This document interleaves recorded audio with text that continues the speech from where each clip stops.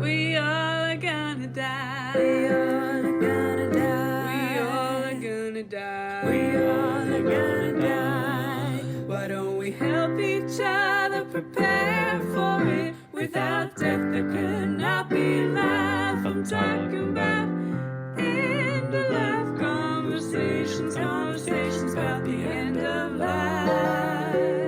Death and dying, grief and loss, conversations about the end of life. That numbness is a lack of connection in a way that is not exactly the same as, it's certainly not as permanent as death, but it is a similar like severing of yourself from everything. And it is interesting to me that we have this strong cultural collective fear of death and also this very, very strong like evolutionary imperative to escape our feelings in a way that sort of mimics it, to like shut our brains off as much as we can. Welcome to this episode of End of Life Conversations. I'm Reverend Wakil David Matthews. And I'm the Reverend Mother Ana Luisa Armendariz. In this podcast, we share people's experiences with death and dying, grief and loss, and the end of life. We really enjoy all of our excellent and insightful guests. They generously tell their stories with compassion and wisdom. We also want to thank Wakil and Wendy's children and partners for that wonderful introductory song. Okay, let's get started. Welcome, everybody. We are so glad to be with you again. On today's episode, we're really blessed to spend time with our friend Seth Samuels. Seth is a fellow student from our seminary, the Interfaith Chaplaincy Institute. He has a podcast of his own, and when I heard him speak to the importance of male emotions after a loss, I asked him to join us. Seth is a performer turned social scientist turned interfaith spiritual leader. His podcast, The Good World, is available on YouTube and on every podcast platform he knows about. He said, please tell him if you can't find it. We will post that and things about and the Chaplaincy Institute links all in our podcast notes. Indeed. Well, Seth has found the greatest truths live at the crossroads where our many diverse traditions meet. Interfaith practice helps deepen his Judaism, his Buddhism, his Sufism, his secular humanism, and his connection to the bottomless wonders around us. His college thesis advisor once said, 2 roads diverged in a wood, and Seth took both of them. Seth takes great joy in continuing to live into that statement, and I am honored to know another 2 roads. We'll take both, please. Thank you very much, friend. Welcome, Seth. Good to see you again. Yeah, good to see you too. Thank you both for having me. I'm really excited about this. Yay. Oh, yeah, we're looking forward to it too. We always begin with this first question just to kind of get a feeling for our guests and their past and who they are. And that's, when did you first become aware of death? Yeah, I was trying to remember, I don't remember the exact answer to this. I will share a piece of family lore, which is that when I was a child, we had a bunny rabbit named Flopsy. Actually, it was the second bunny rabbit named Flopsy because the first one died, but I was less than a year old when that happened. And my brother was away at summer camp. And so I was like 5 or 6.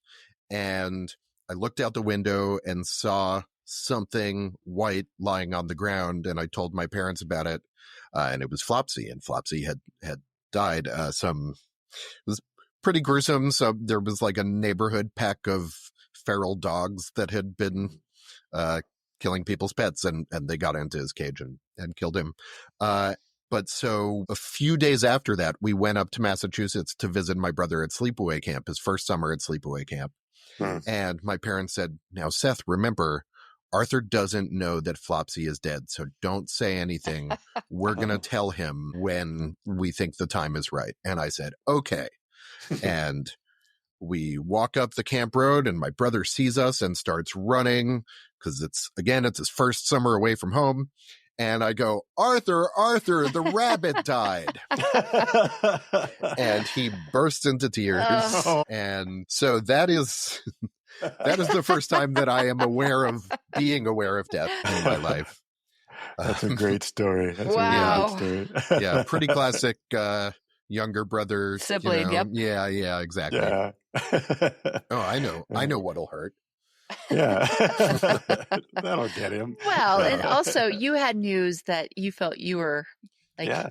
you wanted to be a part of this sharing too. It's big. Yeah, that's true. That's true. Yeah, And, yeah. you know, I don't think I was at the life stage where I was that vindictive. I also think I was at a life stage where I didn't really understand, like, don't tell him means don't tell him, right? Like, I didn't understand the request at all. Yeah. Why? Why wouldn't I tell him? Yeah. Well, I just want to pause here because I feel like parents say that to kids, and this is a monumental moment. Your pet has died, right? Yeah. And we got to keep it under wraps. We got to like do the right thing and whatever. And children are like, hey, it's dead. Let's talk about this. Yeah. What's going on? That's a good point. Right? Yeah. And I think that's a very classic story with parents who don't want somebody, the other siblings, to know about this loss. And yet younger ones will probably be like, well, it's important. Like, we need to all talk about it now. Yeah, let's talk about our feelings. Yeah. Yeah. That's exactly. a really good point. That's kind of where we started here. Yeah. I mean, I think that's often the case. We've heard that over and over again, that people are, they just want to fix it, or they just want to keep them protected, just let's not think about that. Let's just, it's all better. They went to a better place, or whatever. Right. Somebody our last guest was talking about spiritual bypass, right? That kind of sense of don't worry about it. It's all good now. Everything is not. Fine. And young people, children especially, like, wait a minute, that's not okay. They want to know, what is this mystery? Well, something's changed, right? Something has changed. Something big. Yeah. Well, and this is how we ended up with the Flopsy I grew up with, Flopsy 2, because Flopsy 1 died when I was very, very little. I was an infant. And within the span of a year, we had lost 2 family members who my brother was pretty close with. I mean, he was also very young. I was less than 1, so he was around 4. And the rabbit died while he was out at school. And he came home and my mom said, Arthur, I need to talk to you about Flopsy. And he said, just don't tell me he's dead. Oh, God.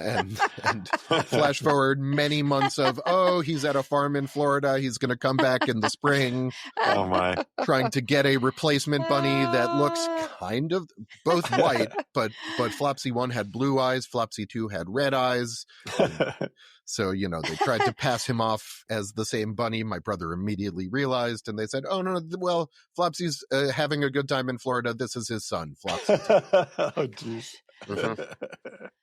Possessed bunny. This is good. 2. This is like therapy.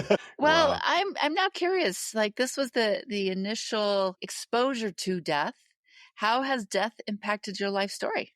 Well, I think the big answers to that are pretty grim, which I'm happy to get into, but I just want to preface it by saying it's pretty grim. On my mom's side of the family, I mean, both sides, immigrants from the shtetl in Eastern Europe, but on my mom's side, my grandparents were Holocaust survivors. And so a huge, huge amount of just sort of both the like physical experience of being in my family and sort of carrying that trauma, and then also just the family lore and the stories that we have relate to the deaths of so many of my family members. My grandpa growing up was her third husband. He was my mom's stepdad because my mom's biological dad died when my mom was 6 from a heart condition that he got in a concentration camp.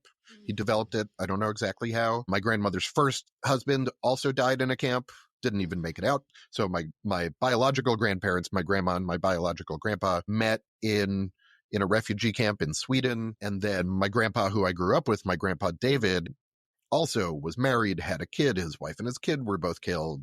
Everyone in every direction. Both of my grandparents had a lot of siblings. My grandmother had 1 sibling who made it out, and it took them years. There was a long time after the war ended where people didn't really want to look into what happened to their family members because they were afraid to find out.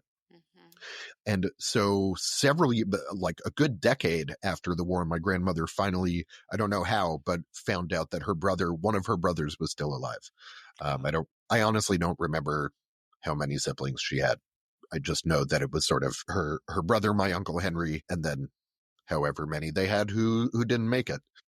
So yeah, the sort of specter of death looms pretty large. for me. On top of which, I hadn't really thought about this, but I mentioned my mom's dad died when my mom was pretty young. My dad's dad died when my dad was like 22 or 23. So both of my parents' fathers died before my parents even met. And so there was this sort of long history of loss in my family, really in every direction, that I don't think I was conscious of for most of certainly my childhood into my teenage years, and really have been sort of grappling with more as part of my spiritual journey. The Holocaust part was very, very present. That I was aware of, because it's hard to miss that. Yeah, that's a big part of the family DNA, really. Yeah. Yeah. I was talking with my cousin, I don't know, a little while ago, and I think this maybe steers the conversation a little bit towards the topic of grief. But we were talking about, it's interesting, all of us, I think, ended up, the 4 grandchildren of those grandparents ended up doing something where we are committed to justice, and that sort of shows up in different ways. But so he studies the way that cultures memorialize atrocity. So I think his dissertation was on the desaparecidos in Argentina, and he spends a lot of time in graveyards. And he went to a conference, I guess it was about a year ago, I think in Germany, possibly Poland, but it was close enough to one of the camps that our grandmother was in. And he asked me if I wanted to go with him, and, we were sort of talking about it. I ended up not going, but I had this realization that what I actually wanted from a visit to sort of the old country, to where my grandparents grew up, is I'm interested in the non-Holocaust parts of their life, because like my family history is basically a black and white photo of a concentration camp that says the word Holocaust in bold. And then you cut to 1950 and they're in New Jersey. Right. I have very little information about or connection to the family history from before, and just what their lives were like, aside from, the atrocity was a pretty major and dominant thing, obviously. But they had a home life, and they had friends, and they had books that they loved, and all of these things, and they had homes that they lived in. Yeah. And so I'm interested in trying to explore more of that side, not because I don't want to engage with the Holocaust side, but just because it feels like it has been a piece that I've been carrying for the almost 43 years I've been here. Yeah. I can see that. Sounds like kind of a hole in the story, right? Missing part of the story. Yeah. And, there's also this, especially with atrocities, people will want us to focus on it so we don't forget, right? So we can just constantly be like, this is what happened. We need to be safe. And then, and I've been thinking about this too. And I think sometimes our guests have talked about how there's both grief and joy, right? Like living in paradox is actually a thing. Like those folks who experience one of the most heinous crimes of this last 100 years, also fell in love and, experienced spring winds and, found joy in getting into possibly a ship and coming to the United States. Like there was adventures that also happened. So I really do appreciate that you are holding that space for kind of like the beauty in, the tragic. Yeah. What else happened, right? It's a good way to put it. And they had great senses of humor. Can you tell us a little bit more about your work, your recording, your podcast, and like especially like around exploring male emotions, but just otherwise any of the work you're doing right now? Just like to know more about that. Yeah. So right now I'm taking a little break since my ordination is in 3 weeks. It's very soon. It's less than a month away. Congratulations. Yes. Thank you. It is really emotionally consuming and draining. I've been sleeping terribly, which I was not expecting, and just having a lot of feelings. The show. So my show is called The Good World, which sort of, it started as, the really, really original version of the idea was that I wanted to make sort of PSAs, public service announcements, right, about just like ways to be more compassionate and more understanding towards each other.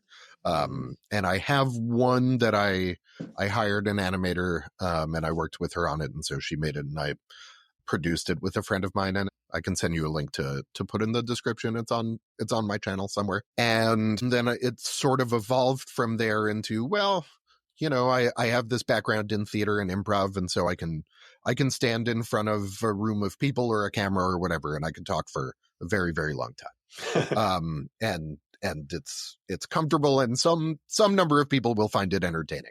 It's not going to be for everyone, but it'll be for some people. And so I sort of started to think about how to apply this skill set. And around this time, I was also realizing just how much in my own life I had been avoiding emotional discomfort. I got into meditation around this time, and I realized that actually I always sort of avoided it. I was like, oh, I can't be alone with my own thoughts for that long. Ha ha ha. Isn't that funny? You know, it's sort of it's a joke, but it's not a joke. And I realized the power in just sitting with my emotions and just being aware of them, and not just the power, but the benefits, honestly, and particularly the benefit to my marriage, the benefit to my well-being of being able to sort of say, oh, okay, these are my feelings. I'm letting them run through me. I'm not going to try to, and, you know, I get caught up sometimes like anyone, but for a lot of my life, I sort of tried to really push it all aside, and inevitably that spills out. And I have very acute memories. It's interesting. I had 3 roommates my senior year of college, and one of my dominant memories of that year is I had an incredibly short temper, and I just, like, things would set me off really quickly. And none of them seem to remember that, which is, I guess, good. It beats the alternative probably, but it's sort of an interesting example of, like, the things that stay with you about yourself that don't necessarily stay with other people. But also, just because they don't remember these moments doesn't mean that I wasn't being a jerk. And that in sort of flying off the handle and really leaning into what it was anger. And I was really afraid of being angry, which meant that when I felt angry, it just took over. The anger just took over. Something I think I've talked about this on my show at some point, but I did improv comedy in college, and part of that is it trains you to be able to respond very quickly to things and not have too much of a filter. And that works really well if you're making jokes on a stage. It's not great if you're in a relationship and you are saying the meanest thing that you can think of to try to win a fight. I mean, it's true, right? And so that's sort of what I ended up doing, because I wasn't being aware of my feelings, because I wasn't being present with them. I just ended up being controlled by them in a way that was really radioactive. And as I have come to work on that myself, as I've come to see that sort of in culture in general, I have started to recognize the many, many ways that applies. Anger is a really big one, although there's the joke that you have probably heard about how men have succeeded professionally by driving home the idea that you're not supposed to be emotional, and also defining anger as not an emotion. Because men are often angry in public, but that's the only emotion. And by labeling ourselves as rational and unemotional, but still being angry, genuinely, we treat anger as not being an emotion, and it ends up just taking over in exactly the way I was talking about. But that anger is also a product of stifling grief, stifling sadness, stifling, even minor things, awkwardness. What'd you say? Disappointment. Absolutely. Yeah. Anything that is even a little uncomfortable. And, it's very good at replacing my feelings with jokes. And it's helped me survive, but it is also not, I don't want it to be my only option. Yeah. Well, really good insights. Thank you, Seth. And I appreciate too that, bringing it back to how much of our culture is, and how many, and in fact, actually you said the people that succeed, the sociopaths that succeed in business are there because they stifle everything and they only show their their toxic anger and in a way to control everybody around them. And so, yeah, I've totally experienced that as well in the corporate world when I was in there. So thank you. The great insights, very important. And thanks for the work you're doing with your podcast. I really, I'm glad to know that more people will get to hear it now. Yeah. Yeah, me too. Go ahead. I have a quick question though. And this is just, it came up because I was thinking sometimes in areas of grief, we just interviewed somebody who was really angry with his friend for passing away, like straight up, right? So, but there's a lot of joking that goes on with him. He's really silly about, well, can I tell him? Like, yeah, I think he texts his friend who passed away a year ago. Okay. And he invites him to parties and he's pissed that he doesn't show up to the party. Yeah. And so I want to just hold space for feelings have a lot of different levels. And I really appreciate that you've used humor, even though sometimes it's to win a fight or it's biting and painful. But sometimes in moments of grief, I feel like people shy away from trying to be a little funny and having a little levity. But I also believe that, it can help kind of like energetically open up so that, lean into this moment and then maybe relax into the grief a little bit more. Like, I wonder if it's like a two-pronged, emotion. We have a little bit of a touch of silliness and then like, here come the tears, right? Like, both roads, right? Yeah. Well, I think there is humor where humor can take a number of different forms, right? And it can work on different levels. But I think the thing you're talking about, humor is sort of at its most powerful and I think most beneficial when it's speaking to a truth that we can all relate to. And so in the context of grief, it is something that brings us closer together and enables us to share our grief, maybe in a way that doesn't feel quite so vulnerable. And I think there is power in sort of getting to a point of being able to be vulnerable, but that takes work and that takes steps. And so humor is a great tool for being sort of those initial baby steps of like, okay, can we be vulnerable together? Here's a little joke. Okay, we connected over that. And then now it becomes easier to continue connecting and to build on that. I like that idea. I'm going to explore that. Yeah, that's really good. Thanks. So what are your challenges these days when you are podcasting and sharing? Getting ready to be ordained. I know, getting ready to be ordained. I don't know. Right now, my challenges are, well, my biggest challenge, honestly, is staying present, is just being there. And that's a consistent one. That's not a new one. It has been harder lately. It's just been more of a challenge because I'm sort of overflowing with feeling and creative energy, and I have all these things that I have given myself some arts and crafts projects that I want to do in time for ordination, and now I'm like, ordination is really soon and I need to finish these arts and crafts projects. So now I'm stressed out about it, and I'm also looking for a job, like a real actual paying job, as opposed to a stand in my shed and make videos, which is perfectly valid but does not pay the bills, at least at this point. Maybe someday.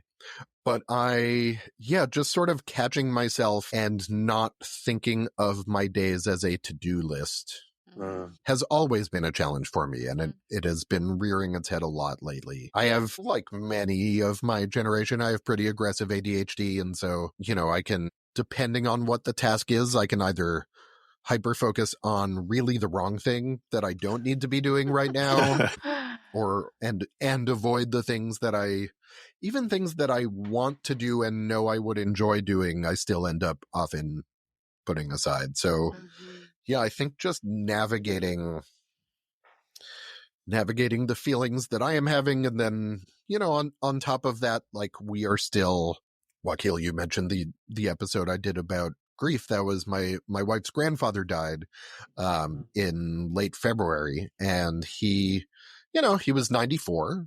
She was very, very close with him. I grew close with him also we're coming up on 10 years of being together. And so I felt his loss very acutely in a way that I hadn't really since my own grandparents died 15 plus years ago at this point. And so that grief is still there, for me somewhat, and for Susie a lot. So that there's all of that is going on. The society and the economy are falling apart. I have a number of friends who either are themselves trans or have kids who are trans or non-binary and are being targeted by the government and are genuinely looking at, well, maybe we have to move to a different country. Right. And it's not the alarmist thing that statement has felt like for most of my life. It's Right. like genuinely they might need to, is their kid going to get taken away if they stay here? It's a real concern. Yeah. So I'm navigating it's sort of a classic. We humans will come up with things to feel anxious about, where I'm navigating like, oh, I need to walk my dogs and do crochet for a certain amount of time. And while dear friends of mine are dealing with these really, really significant anxieties, but that's still, all of that affects all of us. And so I think my big challenge these days is just navigating everything and being true to, I was going to say being true to myself, but really being true to my humanity feels more right? Like it's being true to the part of myself that I think all of us have. Yeah. Yeah. Very good. Yeah. Thank you. So when you think about the end of life, does anything frighten you about what's coming up? I don't feel, fear is not, well, I don't know. At a distance and at a remove, I can intellectualize it and say that I don't really feel fear. This has not come up here yet, but Wakil, you obviously know this very well. I had surgery last summer to remove a tumor from my abdomen, and that was a year-long journey. And it was very strange because it started off with, I was at the ER for a totally unrelated thing, and they did a CAT scan. And at 1:30 in the morning, this doctor who had just come on shift, and so it was our first interaction, said, well, there's a mass in your abdomen, and I'm referring you to the cancer center. Wow. And I drove home, Susie was asleep, the dogs were asleep, and I was like, okay, I guess maybe I have stomach cancer and maybe I'm dying. And it very quickly turned into, no, it's actually this very specific kind of tumor called a gastrointestinal stromal tumor. It's very treatable. The treatment worked incredibly well. The surgery was incredibly successful. And so it went very quickly from being a very, very scary thing to a very, like, it's totally fine and it's not a thing I think about on a day-to-day basis. But I did have that period where there were a few days where I was like, all right, I don't know what's going on. And it was it brought a really interesting clarity. It's funny because one of my first thoughts was, well, I never need to go on Instagram again. And of course, if I were to look at my phone today and my usage time, it's not zero. I'll tell you that much.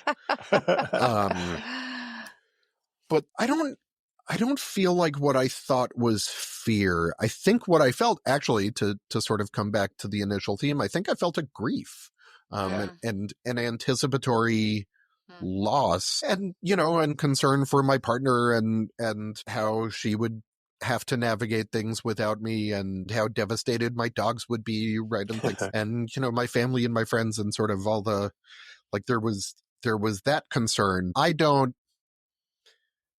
think fear, I don't feel like I have a fear of dying. I don't want to die. Right. I would like to avoid dying for as long as I can, Right. subject to a willingness to do things that enrich my life. But I don't really fear the other side, because I don't know. It's probably the same experience I had before I was born. Right. It's yeah. Who knows, right? Right. Yeah. Yeah. That's good. Yeah. Thank you for that. Good thoughts. Yes. And so just as now you're going to be ordained, and this is always coming up because as seminarians, we got the same thing, but how are you keeping yourself resourced, and what resources you? What resources me is being outside. Well, really projects. So sometimes that includes, I also enjoy woodworking, which I do in the garage. So like the garage door is open, but I'm not fully outside. Being in the garden is really wonderful. And actually, you're asking me this question reminds me that I really need to spend more time doing these things across the next couple of weeks. Right.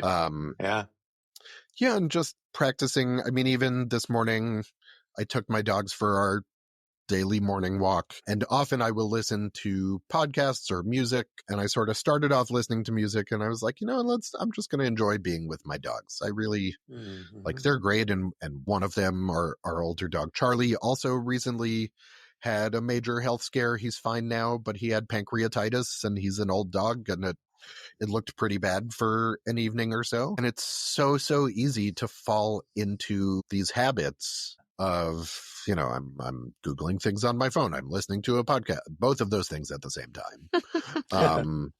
I'm checking out of being here. And so anything I can do to bring myself back is something that benefits me. But it has been a challenge to do that lately, because even when I catch myself, my response is sort of, I just feel really tired and I kind of want to dissociate for a little. And so trying to figure out what, I think it's okay to do that sometimes, but it's important to find a balance, and that has been a challenge lately. Yeah, I get that. We the culture we live in is so distracting all the time, right? It's just like distractions are what keep us distracted, but also kind of help us cope with a lot of this stuff. So yeah, I think you're right. It's owning that and being aware of it, but then also remembering to balance it with presence, with being present. Yeah. That's our work, I guess. All of us. I think it is. I'm in a choir here in Sacramento called the Sacramento Pop Choir. We sing pop songs, and we rehearse on Tuesday nights. And so I was at rehearsal last night, and I recently I just switched from using a binder with paper sheet music to using a tablet with digital sheet music, which it's great in a number of ways. But I sort of went in there and I was like, I'm not going to check to see if I can get on the Wi-Fi in this rehearsal center. And then at one point, they were going over the soprano part, and I was like, well, let's see if I can get on the Wi-Fi in this rehearsal center. And I am relieved to say that it required a password that I don't have, and so I couldn't get on the Wi-Fi. I was very glad about that. But it is, it's like et in Arcadia ego, right? Even here in this in this beautiful practice of singing joyfully with a bunch of people, this community event, that sort of shadow side that's like, feed me, the little tension beast. Yeah, it's just sitting on my shoulder. That's funny. Yeah, I've been thinking about that idea in our choir of going to a tablet, but you just gave me a reason to think about it twice. Yeah. I think as long as you're somewhere that doesn't have Wi-Fi, it's probably fine. Right, and as long as your tablet also doesn't do, like a cell phone, whatever, 4G. Yeah, just turn all that stuff off, right? Yeah. Yeah, but if you turn it off, you can turn it on. That's the problem, right? That is the problem. Yeah, I know we've talked about automatic turning off your phone, and when you and I have been talking, and that's something that I do and helps. But yeah, that you're right. I can always go, wait, I want to do one more thing and turn it back on again, right? Well, and that is where it gets so slippery for me, is I'm like, oh, actually, there's this one thing I need to do. I'll just do this one thing. And then I'm doing the one thing, and then I forget that it was the one thing I was going to do. And 10 minutes later, I've been on my phone for 10 minutes. Doing nothing. Yeah, hopefully it's and 10 minutes would be not bad, actually. That's also true. When it's an hour, it's like, oh shit. Or like what happens to me is I actually have a bedtime that shuts my phone off like at 9 every night. Great. But I have a son who lives at his father's house, and he spends a lot of time alone. Okay. And so now I've made it like my phone shuts off at 9, and it's like 9:15. I turn it back on because I need to make sure my kid's safe through the night, right? Yeah. And so, I'll just check my Instagram to see what Voldemort's doing to the economy. And then it's 11 o'clock at night, and I'm like, what just happened? Yep. I know this very well. Yes, that's why I'm sharing this. Yes. And it is really like the three of us were on the seminary's monthly community call, but I really appreciated Carrie bringing up the message about the ministry and the media that is of late, right? And it's really stuck with me in the last few weeks. And we are doing ministry, And there is a place for us to be sending this out into the world in little news clips. Like, we are all grieving collectively about what's going on the outside of the world. Like, I'm glad that you're on YouTube. Like, Right. thank God, you can be there to help support those who find you. I think it's important. Yeah. It is. I will say that for me, as my ministry is on social media effectively, right? YouTube is a form of social media. It's not as much one for any of our generations, but it is for a generation. And it is hard for me to YouTube is a little easier because the episodes are longer, but anytime I think about making short form content, it's like, oh, this is a really good idea, but it's also feeding that machine. It is. Yeah. And coming back to the question about fearing death, this is going to be very heavy-handed and melodramatic, but there's an extent to which the constant dissociation is a form of death, right? That numbness is a lack of connection in a way that is not exactly the same as, it's certainly not as permanent as death. But it is a similar, like, severing of yourself from everything. And it is interesting to me that we have this strong cultural collective fear of death, and also this very, very strong, like, evolutionary imperative to escape our feelings in a way that sort of mimics it, to like shut our brains off as much as we can. Yeah, that's a really interesting, like, mental thing. Just came to me in the moment. Yeah, no, but and what I'm going to say to that too is, it is like, we are practicing death through disassociating ourselves on a day-to-day basis. We are severing ourselves from community. We're severing ourselves from our mother planet Earth. We sever ourselves in so many ways, thinking that'll keep us around longer, right? And yet that ultimately will be our demise. We'll meet death as a husk of ourselves, of who we could have been, possibly. Yeah. Wow. Heavy. Sorry. Good stuff. It's okay. We started with the Holocaust, so yeah, right. I really set the tone there. I can totally. I can sit with this. We're not afraid. Yeah. Exactly. Well, what do you wish we had asked you? Is there anything we haven't talked about that you'd like to share? Well, we talked a bit about my experience of grieving my wife's grandfather and the emotions that came up with that. But this is not necessarily a thing that you would have thought to ask me, but something that I want to share is that I found. So for me, I almost never cry, and this has been. It's been a challenge for me across the last several years. It's like, man, I want that emotional release that I never get because I have spent my entire life shutting it down. And so I cried a lot, particularly as Steve was dying, and then also after he died. And, it was cathartic. And this was a thing that I talked about in the episode that you had watched, Wakil. It's not the point of his death isn't to say, oh, goody, I cried, but it's, it is nice to be able to feel that connection. And I was talking to one of my wife's cousins about it, and he was sharing that he had a hard time crying. And I noticed that for me, the thing that brought it on was talking or writing. If I was just sitting there and thinking, or even listening to someone else, it wouldn't come. But if I was talking about him, if I was writing about my feelings, that for me is a way of bringing it to the surface.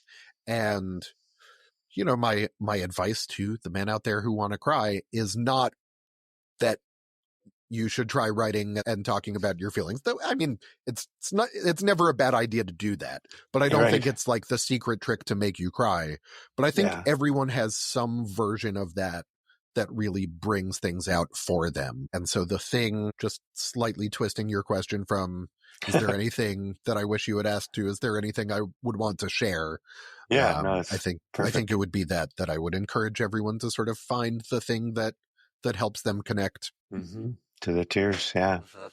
I just read an article in the Presence magazine from the Seattle Spiritual Directors International, and actually sent a note immediately to the person who wrote it, asking her to be on the podcast. But it was about tears as prayer. Okay. which I thought was a really unique way to look at it. And then Richard Rohr's newest book is called The Tears of Things. Seems like tears are in my world a lot right now. Well, yeah. So, it makes sense. It makes sense to me that they are a form of prayer and they're a form of connecting. And as you said, a lot of people have a hard time. My wife does. I think Ana Luisa's told me she does. Yeah. 100% have a hard time crying. Yeah. But when we manage or let ourselves get there, it is cleansing. And one of the things she says in that article is it's like a baptism. Baptism. And I felt like in one practice that I did with my spiritual director, that every single cell in my body had been baptized. That's the feeling I came out of it with. So thank you for sharing that. So important. Yeah. Great. This has been wonderful. Thank you so much. And the reason we love that last question is because it always gives people an opportunity to talk about stuff like that. Yeah. You gave me not one, but 3 poems. Did. Well, I said you could pick one. I know, but I read through. I can't pick one. They're all great. Yeah, they are great. And they're all short. I mean, we could probably read all of them if we wanted to. Yeah. I will say of those, they are, I think, in my order of how much I love. I mean, I love them all, which is why I said them all. But I think if I were forced to put them in order, I think that is the order they would be in. So you can do with that what you will. Okay. Well, we always offer that you can read them if you'd like, or we can read them. So let us know. Yeah, I'll do all 3. Everyone gets to listen to the and then they can pick the ones that your audience can pick the one they like best. Yeah, great. We should put a little choose one. Send it to Seth. Vote. Right. Upvote, downvote. Yeah. So these are 3 poems. They are all by Jared K. Anderson. I believe they are all from the book Field Guide to the Haunted Forest, which is one of 3 in a trilogy of books of poems. Yeah, we'll link to Jared in our notes so people can find him. Thank you for great. that. Okay, so the first one is actually, if I'm doing all 3, I'm going to go in reverse order. So the first one is called Soft. Our fingers are built more for feeling than fighting. Nerve endings prioritized over talons or claws.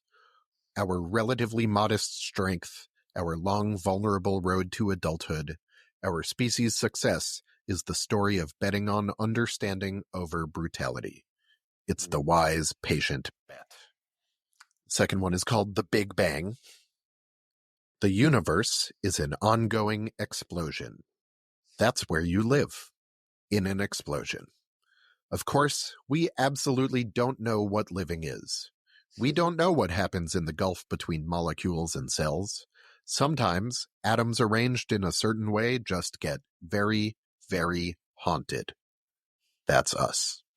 When an explosion explodes hard enough, dust wakes up and thinks about itself, and then writes about it. And the last one is called Technically Speaking. You can look at any human life as the sum of a complex collection of chemical reactions, in much the same way as you can look at any beautiful painting as a simple collection of pigments, which is to say, you can miss the point of anything. Yeah, I really love that one. Let's go together very well. Always. Yeah. Thank you. Yeah. Yeah. The whole book is at that level. The whole series, frankly. Lovely. Thanks for sharing those. I really love that. Yeah. We could miss the point of anything. You miss it. Yes. Wow. It's a human condition. Yeah. So again, thank you, Seth. It's been really, as I expected, a really wonderful opportunity. Yeah, this has been a lot of fun. Each other. Yeah. Yes, thank you, Seth. Thanks so much for joining us on the End of Life Conversations. We appreciate you and look forward to sharing our stories. We encourage you to subscribe to have access to premium episodes and extra resources. Links to our guests and their recommendations and a transcript of this episode will be in the podcast notes. Yes, thank you so much, and please tell all your friends. Follow us on social media, and again, consider subscribing for some excellent premium content. We want to acknowledge that the music we are using was composed and produced by Charles Heastand. We also want to acknowledge that we live on unceded lands that have been cared for thousands of years by Indigenous peoples who are still here.